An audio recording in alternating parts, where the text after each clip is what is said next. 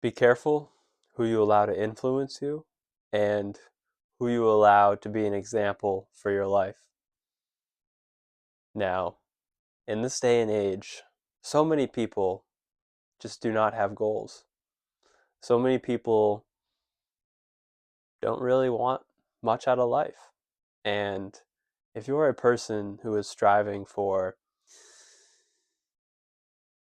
greatness, striving to unlock your potential, striving to be the best version of yourself, striving for things that most people never even dream of, then you need to be very aware of who you allow to influence you and who you allow to take up bulks of your time. Because if you start taking advice and listening to people who just don't have goals, who just don't understand the path that you are walking, then you're going to allow them to make you feel like maybe you're a bad person, maybe you're taking it too serious, maybe you don't have enough balance in your life. And these things appeal to the self doubt, the resistance, the thing in your head trying to tell you to stop. And you don't want that. You don't want that. Some people just don't understand how obsessed you have to be about things to be the best and to truly unlock your potential and to truly be proud of yourself. Because if you're the type of person who knows, who is painfully honest with oneself, and you know every time you leave something on the table, you beat yourself up about it, don't allow the person who has a very forgiving conscience and doesn't strive for greatness. They just are content with mediocrity. Don't allow that person to try to, tim you down, to say, just chill out. You can't allow this because these people, they don't understand what you're striving for. They're content with they're content with where they are. And I'm not saying there's anything wrong with that, but when you're trying to be the absolute best, imagine if, you know, people told LeBron James that he was never going to make it to the NBA and he should stop playing basketball and stop practicing so much and stop doing this, stop doing that. And just because that wasn't their goal, because they didn't have goals, there would be no LeBron James. They said, LeBron, you need more, basketball life balance. You practice too much, you play too much. Or told that to Kobe, you can't listen to those people. You shouldn't take, well, you should, but you should take criticism with a grain of salt from people who aren't where you want to be.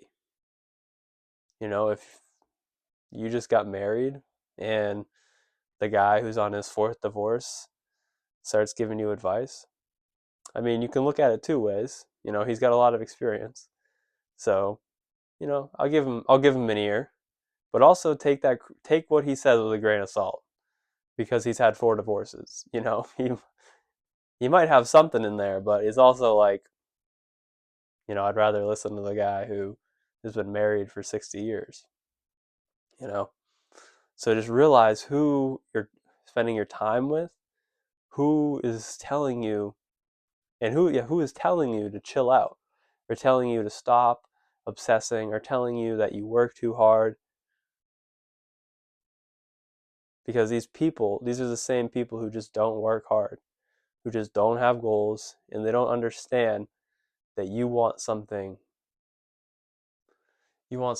out of life, something deep, valuable, eternal. And so many people just can't understand that. And so many people, I mean, I one time heard, you really don't realize how normal people are. And I don't mean to say that, you know, I or anyone's better than anybody else. But normal people are truly so normal. And I am definitely not normal. And sometimes, I mean, if you're watching this, you probably aren't either. But sometimes I allow myself to forget like how normal the normal person is. And you talk to somebody about how you want to do this, how you want to do that, this, that, and the other, and they just the doubt, the criticism, the not understanding. And then you're like, oh yeah, you're the same type of person who just watches TV for 4 hours every night, who works a job he doesn't like, who uses the weekends as a time to just do absolutely nothing and drink and this, that, and the other. Uh, that is just a non beneficial to one's future or to one's present. And then you realize, oh, yeah, that's who I'm talking to. No wonder they don't approve of me obsessing over something that is unlikely, that is hard to achieve, that is worthwhile goals.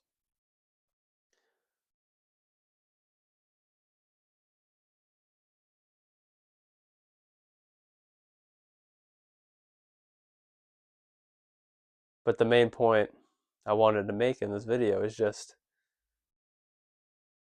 to realize who you're giving your time to and who you're allowing to get into your head and speak nonsense to you.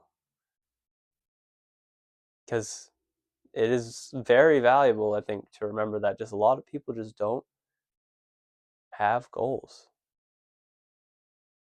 I mean, maybe they have goals in some places, but their goals may not be as lofty as yours.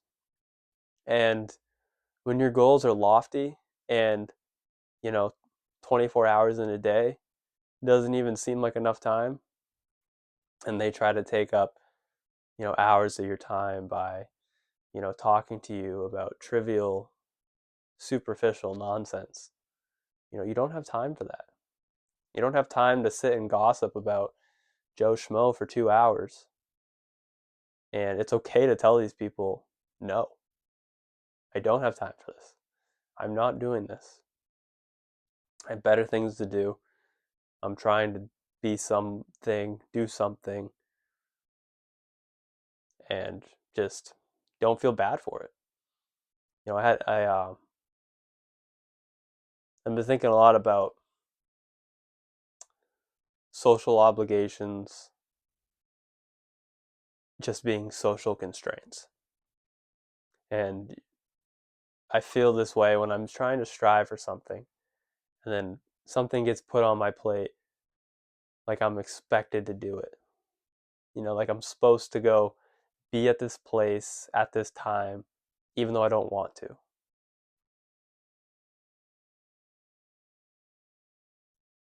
It's just social constraints. And if, the people that so-called love you, really loved you, I believe they would understand that, hey, this is a waste of my time, in my opinion. I don't want to do this. And they would understand and they would respect your decision. Social obligations just seem like social constraints to me nowadays. You are guaranteed nothing in life. So why do you have these obligations?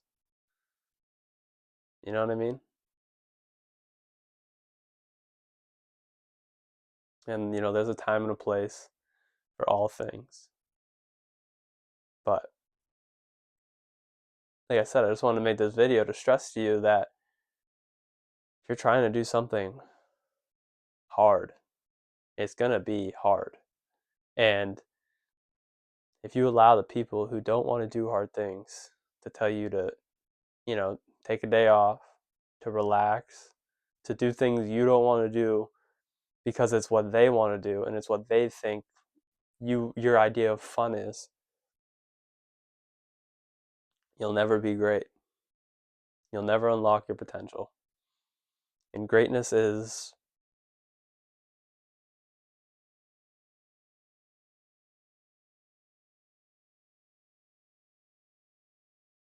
well, for one, it's a lonely path and it's a hard path, but that's okay. But it's also up to you. Greatness in your eyes, greatness to you is different than greatness to me. And it's up to you to decide what greatness means to you and what the things that you must do to become great. You could be great and be homeless.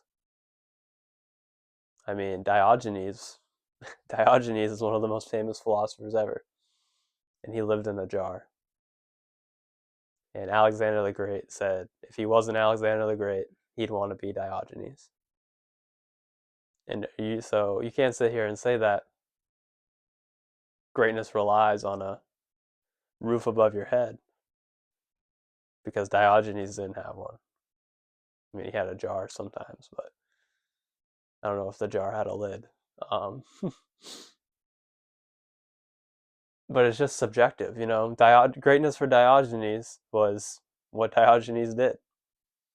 And, greatness for Julius Caesar was what Julius Caesar did.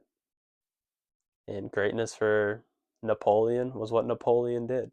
I'm not saying these people are great or these people are exemplars, but they are people who strived for something that they believed in.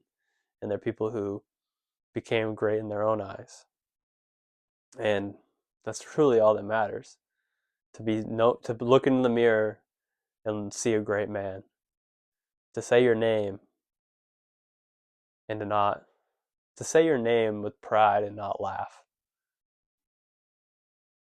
You know, that's the goal. And that looks different for everybody. And you just have to trust your heart and your intuition on what that means for you and what you need to do for that.